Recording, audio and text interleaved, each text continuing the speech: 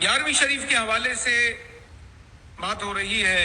11ویں کا مہینہ چل رہا ہے، ماشاءاللہ جگہ جگہ تذکرہ غوث اعظم ہے، اللہ کے ولیوں کا ذکر ہے، اور حدیث پاک میں کہ جہاں صالحین کا ذکر ہوتا ہے اللہ کی رحمت نازل ہوتی ہے۔ پھر اس کے ساتھ ساتھ ماشاءاللہ 11ویں کا کھانا بھی ہے۔ اب اس میں بھی شیطان چونکہ چاہتا ہے کہ ہم برکت والا کھانا نہ کھائیں، لہٰذا وہ قدغن لگاتا ہے، طرح طرح کی باتیں۔ ایک صاحب کہنے لگے جی ہمارے 11ویں ہوتی تھی، پھر وہ ہماری ایک بھابھی آ گئی، وہ عالمہ ہے، تو اب وہ نیاز کا نہیں کھاتی ہے، ہم کو منع کرتی ہے نیاز کا نہیں کھاؤ، نہیں کھاؤ۔ میں نے کہا اس عالمہ ظالمہ سے پوچھنا کہ نیاز کا منع کہاں لکھا ہے؟ قرآن حدیث میں کہیں منع لکھا ہے؟ اللہ نے، اللہ کے رسول نے منع فرمایا ہے کہ نیاز کا کھانا نہیں کھانا؟ اللہ اور اس کے رسول نے منع کیا ہو تو آیت دکھاؤ، حدیث بتاؤ۔ اور اگر اللہ رسول نے منع نہیں کیا تو پھر دنیا کا کوئی مفتی نیاز کے کھانے کو منع نہیں کر سکتا۔ منع کرے گا تو ہم مانیں گے نہیں، کیونکہ ہم تو قرآن کی بات مانتے ہیں۔ آئیے قرآن سے پوچھتے ہیں حلال و حرام کے معاملات کیا ہیں۔ سورۃ المائدہ 6 پارہ آیت نمبر 4، اللہ فرماتا ہے یسألونک ماذا احل لہم، اے محبوب تم سے پوچھتے ہیں کہ ان کے لیے کیا حلال ہوا۔ دیکھیں سوال ہوا ہے حلال کا، اور اللہ تعالیٰ کس پیرائے میں، کس انداز میں جواب ارشاد فرما رہا ہے کہ اللہ نے قاعدہ کلیہ عطا فرما دیا۔ حلال اور حرام کی پوری تفصیل اللہ پاک نے اسے ایک آیت میں بیان فرما دی کہ کیا حلال ہے اور کیا حرام ہے۔ اللہ فرماتا ہے ترجمہ کنز ایمان، اے محبوب تم سے پوچھتے ہیں کہ ان کے لیے کیا حلال ہوا، تم فرما دو حلال کی گئی تمہارے لیے پاک چیزیں، سب پاک چیزیں حلال کی گئی تمہارے لیے، ساری پاک چیزیں۔ اللہ پاک نے سب پاک چیزوں کو حلال کر دیا۔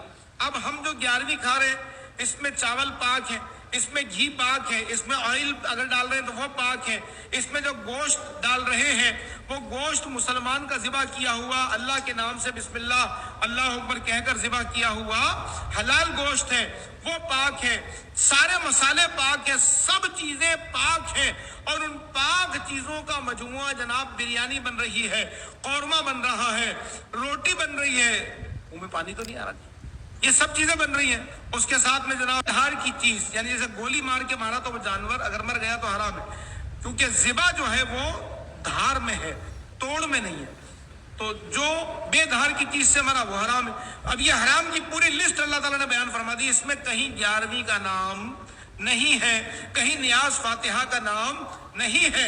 اللہ والوں کے ایصال ثواب کے لیے جو کھانا پکایا جاتا ہے وہ کھانا یقیناً حلال ہے، طیب ہے، پاک ہے، پاکیزہ ہے، اور اس کو کھانے میں کوئی حرج نہیں۔ چاچو ماشاء اللہ چاچو، پورا قرآن پڑھ لیا آپ تو یار، مزہ ہی آ گیا، ماشاء اللہ ماشاء اللہ۔ صحیح بات ہے یار چاچو، یہ جو عالمہ ظالمہ جو تھی، اچھے خاصے قورمہ بریانی بڑی ہے، پاک چیزیں، پاک مسالے، پاک گوشت، اللہ کے نام کا ذبیحہ ہے، اس کو حرام بول رہی ہے۔ دیکھو کیا بولیں گے نا چاچو یہ عالمہ اور ظالمہ کو نا اپن۔ چاچو ایک سوال میرا بھی تھا یہاں پر عالموں اور ظالموں سے۔ وہ سوال یہ تھا کہ یہ تو بات آپ نے صحیح کہی آپ کہ اللہ تعالیٰ نے اپنی لسٹ بنا دی پوری کہ بھئی کیا حلال ہے کیا حرام ہے، اور آپ نے پھر سوال بھی کیا کہ بھئی یہاں پر 11ویں کا نام کہاں لکھا ہے۔ اب دیکھو بتائیے، اب ہم 11ویں کو قرآن میں دیکھ رہے ہیں سبحان اللہ، کہ عبد القادر الجیلانی رحمۃ اللہ تعالی علیہ نبی کریم صلی اللہ علیہ وسلم کے پتہ نہیں کتنے 100 سال کے بعد آپ تشریف لائے، اور اب اس کو ہم قرآن میں دیکھ رہے ہیں۔ دیکھیے کمال کی بات ہے نا چاچو۔ تو بہرحال چاچو میں عالموں اور ظالموں سے یہ جاننا چاہ رہا تھا کہ بے شک اللہ تعالیٰ کے نیک بندوں کا ذکر کرنے سے اللہ تعالیٰ وہاں پر برکت ہوتی ہے، اور جو بھی آپ نے فرمایا صحیح کہا آپ نے۔ تو یہ جب صحابہ کرام رسول اللہ صلی اللہ علیہ وسلم کا ذکر کرتے تھے، جب تابعین جب صحابہ خلفائے راشدین کا ذکر کیا کرتے تھے، جب تابعین صحابہ کا ذکر کیا کرتے تھے، جب تبع تابعین تابعین کا اور صحابیوں کا ذکر کیا کرتے تھے، تو ان کی جو کھانے کی محفل ہوتی ہوگی، جب ان کا جو قورمہ اورمہ جو بنتا ہوگا نا حلال چیزوں کا، وہ گھی کے اندر اور یہ سب، تو ان کی ترغیبیں کیسی ہوتی تھی؟ نہیں مطلب وہاں پہ صرف سورہ فاتحہ پڑھا جاتا تھا، وہ اگربتی لگاتے تھے کہ نہیں لگاتے تھے، اس کا تھوڑا سا کھانا نکال کے اوپر اس کے اوپر الفاتحہ اس قسم کے کوئی معاملات ہوتے تھے نہیں ہوتے تھے؟ مطلب یہاں پر کیا ہوتا تھا؟ جب یہ لوگ جب ذکر کرتے تھے اور نیاز فاتحہ جب یہ ہمارے جو اصل اکابر ہیں جو یہ لوگ کرتے تھے، اور ان کے بعد دیگر ہم آگے چلیں تو ائمہ کرام، امام ابو حنیفہ، امام الشافعی، امام مالک، امام احمد بن حنبل، اللہ کی رحمت ہو ان کے اوپر رحیم اللہ علیہم، یہ سارے جب یہ معاملات کرتے تھے تو ان کے معمول کیا ہوتے تھے، ان کا طریقہ کیا ہوتا تھا؟ یہ لوگ کے پاس تو 11ویں نہیں تھی، تو یہ لوگ کون سا دن فکس کرتے تھے؟ کوئی تو دن ہوگا فکس کرتے ہوں گے یہ لوگ بھی کرنے کے لیے اپنے یہ معاملات، جیسا کہ ہم نے 11ویں منائی ہے، چھٹی منائی ہے، اور اس قسم کے جو ہے نا ہم نے دن منتخب کر لیے ہیں۔ یہ لوگوں نے کون کون سے دن منتخب کیے تھے چاچو؟ ہم یہ کیونکہ یہ تو سبھی کرتے ہیں نا، اپن یہ کریں جو اکابروں نے کیا ہے، جو تابعین نے کیا ہے، جو تبع تابعین نے کیا ہے، اور ان کے طریقے کے اوپر کرے، تو چاچو آپ ہم کو یہ بھی بتا دیں۔ اور اگرچہ اگر ان میں سے کسی نے کچھ بھی نہیں کیا اس قسم کا، تو پھر چاچو ہم اس بات کو جب نبی کریم صلی اللہ علیہ وسلم، نبی رحمت صلی اللہ علیہ وسلم، رحمت للعالمین صلی اللہ علیہ وسلم جب یہ فرماتے ہیں کہ کل بدعت ضلالہ، کل ضلالت فی النار، کہ ہر بدعت گمراہی ہے اور ہر گمراہی جہنم میں جائے گی، اس حدیث کو ہم کیسے سمجھے چاچو؟ یہ میں سمجھنا چاہتا ہوں، ایک بات۔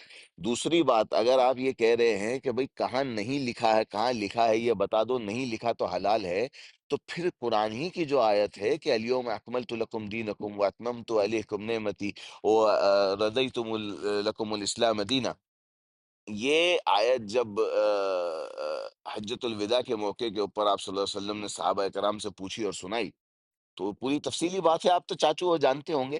یہ پورے معاملات کو کیسے سمجھے چاچو ہم، کہ جب اللہ نے دین مکمل کر دیا، اللہ تعالیٰ ہم سے اس دین پر راضی ہو گیا، اور اللہ تعالیٰ نے جو ہے نا نبی کریم صلی اللہ علیہ وسلم نے اس کے اوپر سیل مار دیا، ہو گیا، بس ختم، ضرورت ہی نہیں ہے۔ تو مطلب اس کے آگے اگر کسی نے نہیں کیا تو پھر یہ آرٹسٹ گری کرنے کے بعد اس سوال پوچھنے کا یہ لاجک کیا ہے؟ مطلب چاچو ان ساری باتوں سے ہم بڑے پریشان ہیں، تکلیف میں ہیں، ہم سوچ رہے ہیں کہ ہم 11ویں کریں، چھٹی کریں، لیکن کریں کیسے؟ ہم تو یہ چاہ رہے ہیں کہ جیسے ہمارے اکابروں نے کیا، جیسے خلفائے راشدین نے کیا، جیسے تابعین نے کیا، جیسے تابع تابعین نے کیا، جیسے ائمہ کرام نے کیا، جیسے اولیاء کرام نے کیا، اس طریقے سے ان کے دن منائیں۔ تو چاچو ہم کیا کریں چاچو؟ ہم کو بتاؤ نا چاچو، مدے کی بات کرو، آپ بریانی قورمے کے اوپر آ گئے ہو، 11ویں قرآن میں ڈھونڈ رہے ہو، وہ کہاں ملے گی یار چاچو یار؟ یہ جو سوال ہے نا، اس کا اگر آپ جواب دیں تو آپ کے اوپر بہت اللہ کی رحمتیں ہوں گی انشاءاللہ۔ السلام علیکم ورحمۃ اللہ وبرکاتہ۔